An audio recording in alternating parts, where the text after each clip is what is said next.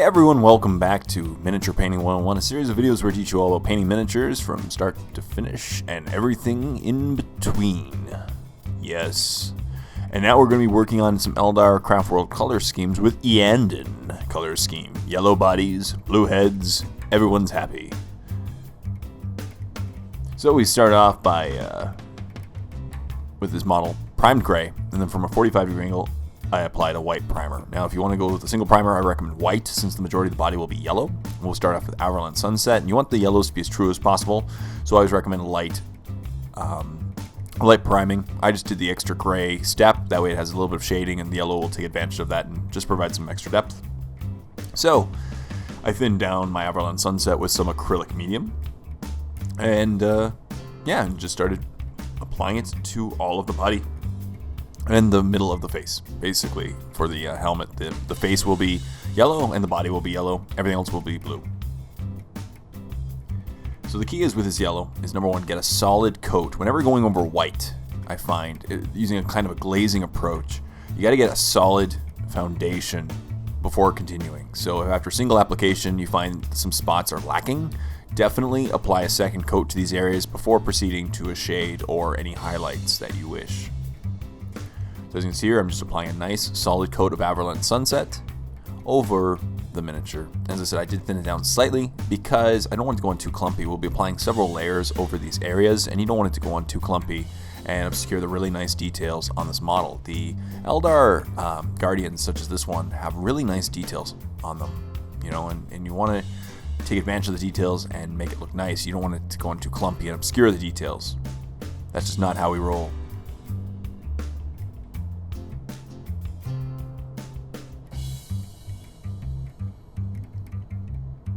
And when it was completely dry, as you see, I had a nice solid coat. I then went to the CASANDRA yellow shading. Now I decided I thinned it down slightly, about 2 parts CASANDRA yellow to 1 part water. I didn't want to go straight on because CASANDRA yellow is a very, it's supposed to be golden yellow, but it goes on orange if you apply it too heavily. So I always thin it down slightly. That way it goes on as the golden yellow it was intended to be and not completely orange in the recesses. Once again, once you start applying it to an area, complete the area before proceeding to the next area, because you don't want it to cross the lines. You know, if you've anybody applied, you know, half a shade to a part and then went back after it, you can see some lines where it dries. So as you can see, I'm going to apply CASANDRA yellow to the entire miniature, basically all the yellow areas.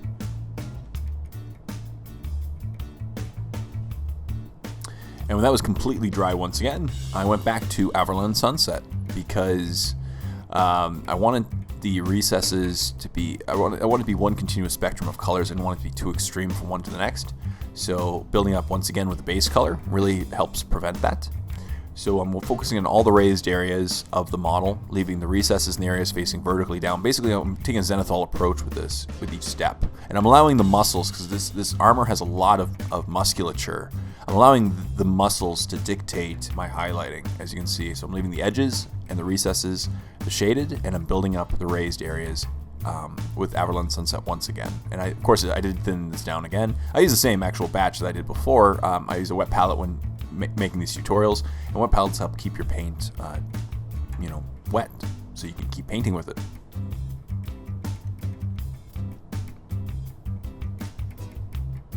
And once again, just build up the face, the middle part of the face, away from the recesses.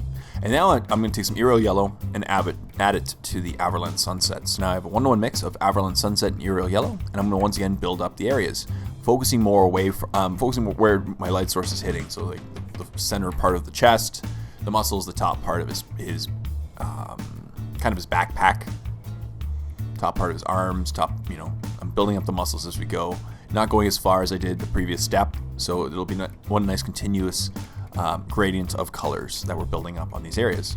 So top part of the leg, top part of the knees. As you see, I'm going to paint less and less areas with each progressing step because that's how highlighting goes.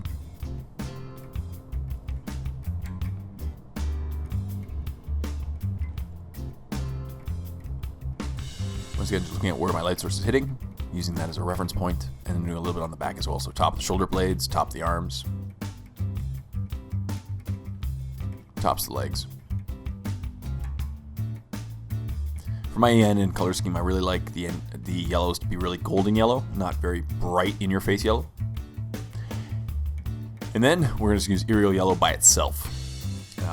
Once again, focus on the very front parts of these areas, and just keep the continuous gradient going. So focusing on the areas more vertically, all the areas that your light source is hitting, focusing on these areas. So the bottom part of his chest, his abs, the top part of his legs, top parts of his arms.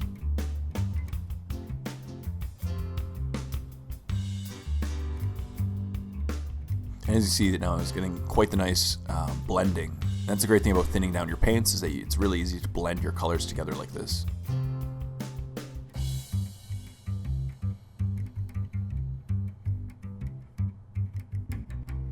And just doing the same thing to the face. Then for the backpack, I just went on the sides. As you can see, just focusing on more of the side parts, building up a nice gradient there, and then the backs of the legs.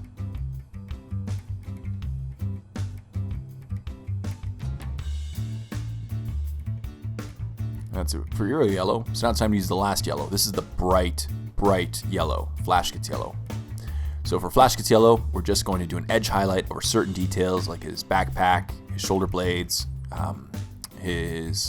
all the chest, to bring out the details, draw your eyes to certain areas, and just give them a little bit more detail. Of course, I thin down slightly, and then just see a quick edge highlight, nothing more. As I said, I like it to be more golden yellow, not bright, bright yellow. You see top of the knee pads. It's easy, just drag your, just very gently drag your brush across the edges, picking up on them and leaving the other areas not highlighted. As you just want to pick up what details you really want to draw the viewer's eye to. And that's the yellows. So we're done the first part of our Iyanden color scheme. Now it's time to work on the blues. And for the blues, I'm going to start off with the KANTOR blue. Now, once again, since we're going over white, as you can see, I thinned down my KANTOR blue, once again using acrylic medium. You can see it doesn't go on solidly. It would require a second coat, and that's okay. So I let it dry entirely, and I applied a second coat. So I did this to his helmet and his belt. And that's the only parts that are going to be blue on this model for this color scheme. Be careful, obviously, you don't want to get any blue paint, especially going around the edges of his face, because you work so hard to get the nice yellow gradient on it, you don't want to get blue. Now the thing is, both his belt and his helmet, they're pretty dimensionless. His helmet is really nice and round. It doesn't have that much depth to it, so we're not going to be applying a shading in this case. We're just going to be highlighting it up using blues. So once again, I just wanted to get, after it dried out, I gave it a nice second coat, because this nice second coat gets a really solid foundation of the blue areas before proceeding to the highlights.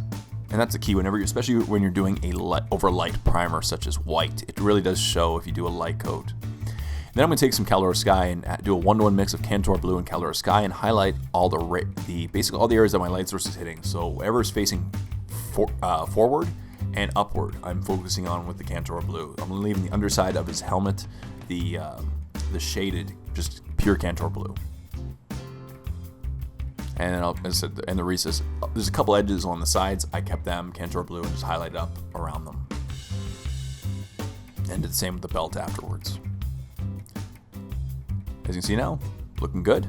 So it's time to take our final color, which is a 1-to-1 mix of CALEDOR Sky and Techless Blue, and do a quick edge highlighting around the face and around the raised areas of the belt, just to bring out a couple of the details, draw your eyes to it once again.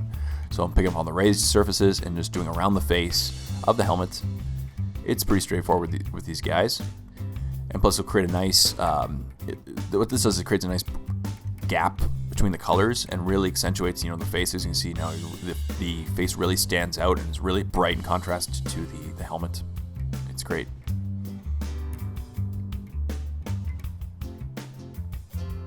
And when it dries, it'll be a little bit more blended, of course.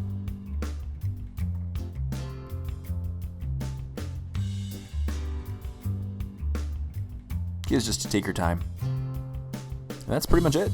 And after this, you could just highlight up the do the eyes like our normal eyes color scheme with the reds, and then a white dot in the corner, and work on the jewels whatever color you want, and you have a painted Iyanden Guardian. So right now I'm just highlighting up the belt, picking up all the raised surfaces, and just touching up around the eyes, helmet, and that's it. So now we have a painted up Iyanden Eldar Guardian. As you can see, not too hard. The key is to build up the golden yellows however you wish. I really just like those bright yellows to really accentuate the shoulder blades. As you can see here, it looks really nice and brings your eyes to them. And for the blues, since as I said there wasn't really that much depth, I didn't give it a shade. Plus, with a blue shade over a yellow area, you really run the risk of bleeding into the yellow surfaces. So it's just simple, build up the blues and highlight them up. And that's it.